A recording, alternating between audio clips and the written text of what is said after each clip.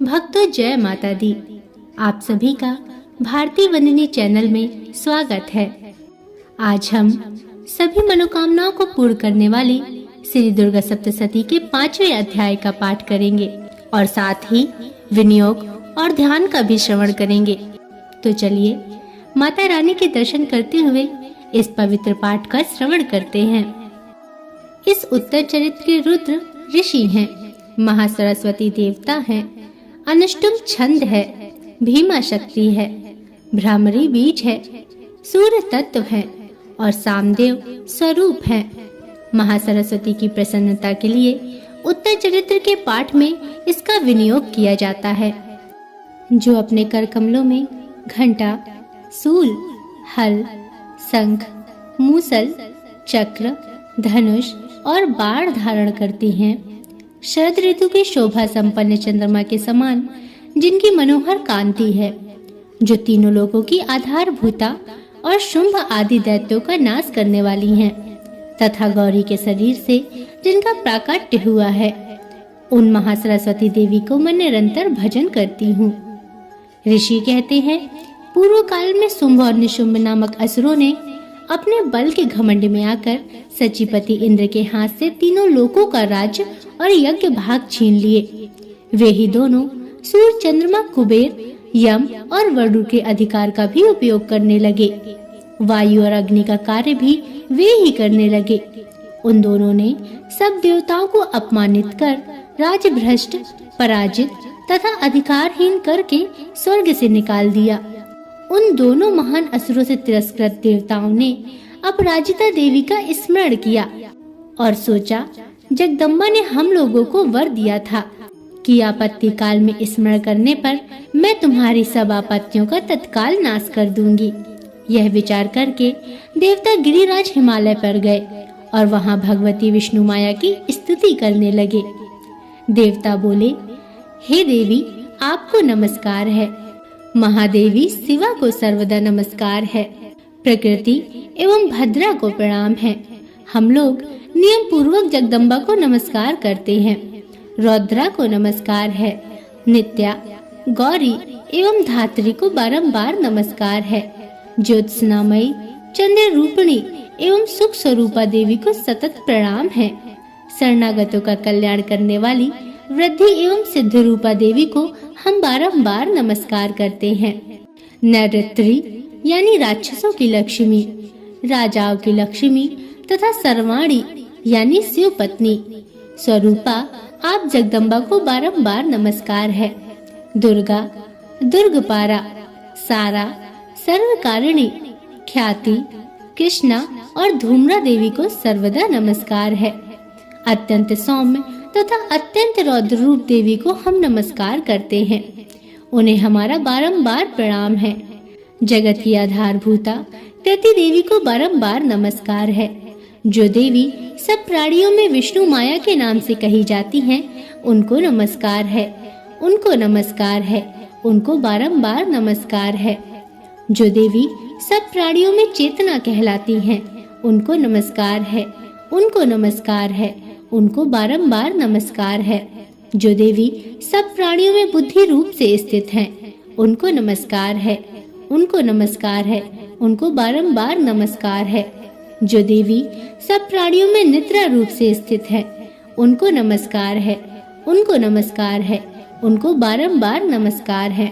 जो देवी सब प्राणियों में क्षुधा रूप में स्थित है, उनको नमस्कार है, उनको नमस्कार है, उनको बारंबार नमस्कार है। जो देवी सब प्राणियों में छाया रूप में स्थित हैं, उनको नमस्कार है, उनको नमस्कार है, उनको बारंबार नमस्कार है।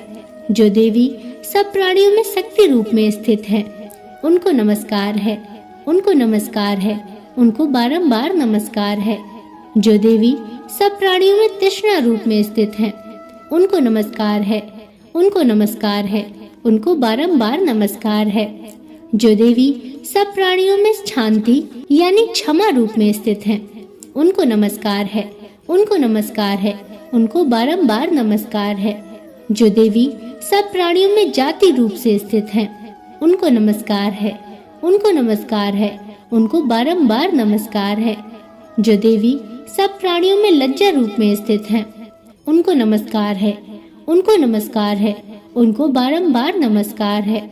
जो देवी सब प्राणियों में शांति रूप में स्थित हैं, उनको नमस्कार है, उनको नमस्कार है, उनको बारंबार नमस्कार है।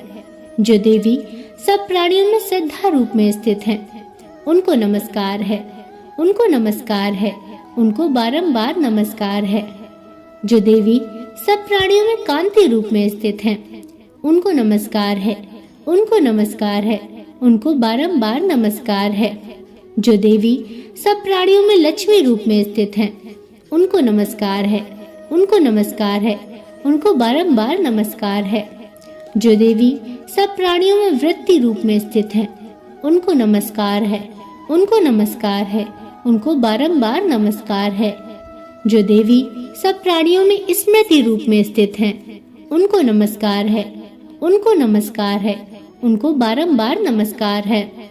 जो देवी सब प्राणियों में दया रूप में स्थित हैं, उनको नमस्कार है, उनको नमस्कार है, उनको बारंबार नमस्कार है।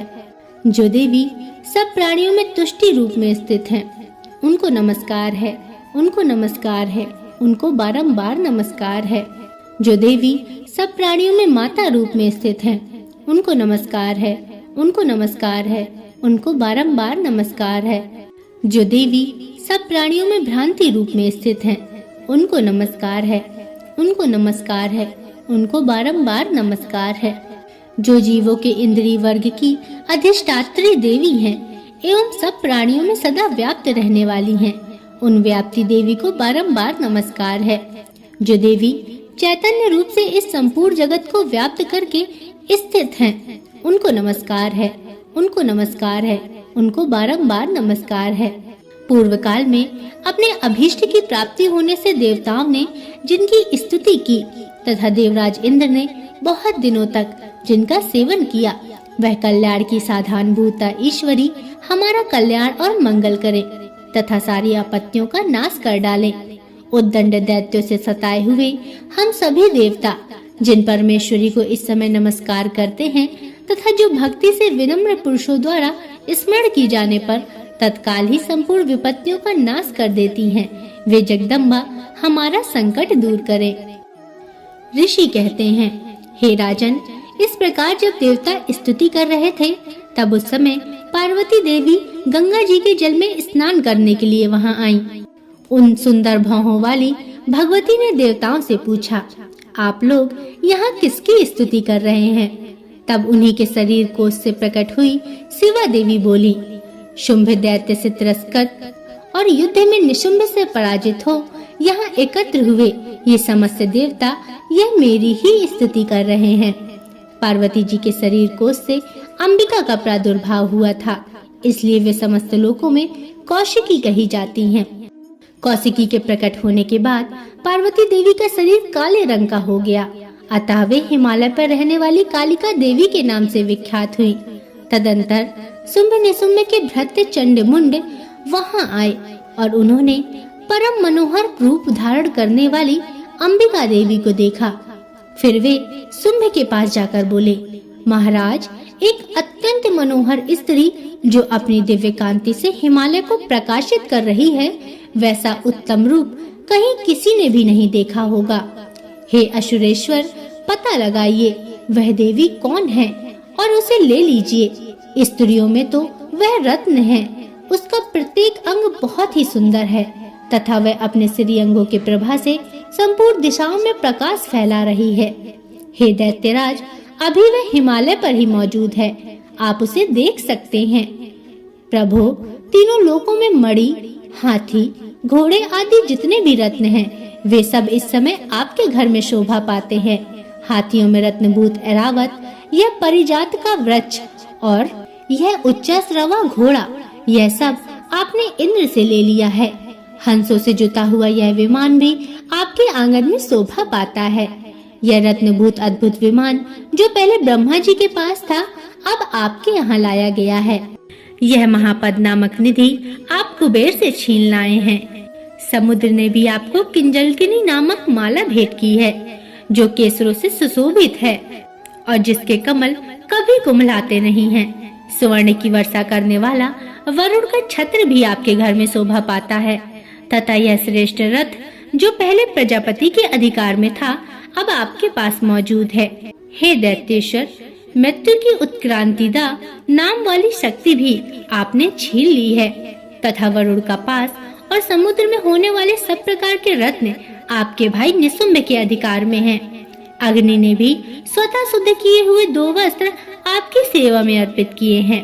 हे दैत्यराज, इस प्रकार सभी रत्न आपने एकत्र कर लिए हैं। फिर जो यह स्त्रियों में रत्न रूप कल्याणमयी देवी है, इसे आप क्यों नहीं अपने अधिकार में लेते? ऋषि कहते हैं, चंडमुंड का यह वचन सुनकर शुंभ ने महादैत्य सुग्रीव को दूत बनाकर देवी के पास भेजा और कहा, तुम मेरी आज्ञा से उसके सामने ये बातें कहना और ऐसा उपाय करना जिससे प्रसन्न होकर वह शीघ्र ही यहाँ आ जाए। वह दूत पर्वत के अत्यंत रमणीय प्रदेश में जहाँ देवी मौजूद थी वहाँ गया और मधुर वाणी में कोमल वचन बोला। दूत बोला, हे देवी, दैत्यराज शुंभ इस समय तीनों लोकों के परमेश्वर हैं। मैं उन्हीं का भेजा हुआ दूत हूँ और यहाँ तुम्हारे ही पास आया हूँ। उनकी आज्ञा सदा सब देवता एक स्वर से मानते हैं, कोई उसका उल्लंघन नहीं कर सकता। वे संपूर्ण देवताओं को परास्त कर चुके हैं। उन्होंने तुम्हारे लिए जो संदेश दिया है उसे सुनो। संपूर्ण त्रिलोकी मेरे अधिकार में है, देवता भी मेरी आज्ञा के अधीन चलते हैं। संपूर्ण यज्ञों के भागों को मैं ही पृथक पृथक भोगता हूँ। तीनों लोकों में जितने श्रेष्ठ रत्न हैं, वे सब मेरे अधिकार में हैं। देवराज इंद्र का वाहन ऐरावत जो हाथियों में रत्न के समान है, वह मैंने छीन लिया है। क्षीर सागर का मंथन करने से जो अश्व रत्न उच्चश्रवा प्रकट हुआ था, उसे देवताओं ने मेरे पैरों पर पड़कर समर्पित किया है। हे सुंदरी, उनके सिवा और भी जितने रत्नभूत पदार्थ देवताओं, गंधर्वों और नागों के पास थे, वे सब मेरे ही पास आ गए हैं। हे देवी, हम लोग तुम्हें संसार की स्त्रियों में रत्न मानते हैं, अतः तुम हमारे पास आ जाओ, क्योंकि रत्नों का उपभोग करने वाले हम ही हैं। चंचल कटाक्षों वाली सुंदरी, तुम मेरी या मेरे भाई महापराक्रमी निशुंभ की सेवा में आ जाओ, क्योंकि तुम रत्न स्वरूपा हो। मेरा वरण करने से तुम्हें तुलना रहित महान ऐश्वर्य की प्राप्ति होगी।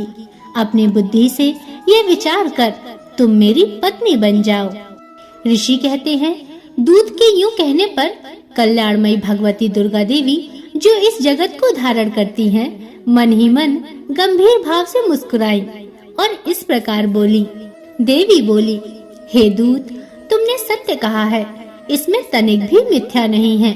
शुंभ तीनों लोकों का स्वामी है और निशुंभ भी उसी के समान पराक्रमी है, किंतु इस विषय में मैंने जो प्रतिज्ञा कर ली है उसे मिथ्या कैसे करूं? मैंने अपनी अल्प बुद्धि के कारण पहले से जो प्रतिज्ञा कर रखी है उसे सुनो। जो मुझे संग्राम में जीत लेगा, जो मेरे अभिमान को चूर्ण कर देगा तथा संसार में जो मेरे समान बलवान होगा, वही मेरा स्वामी होगा।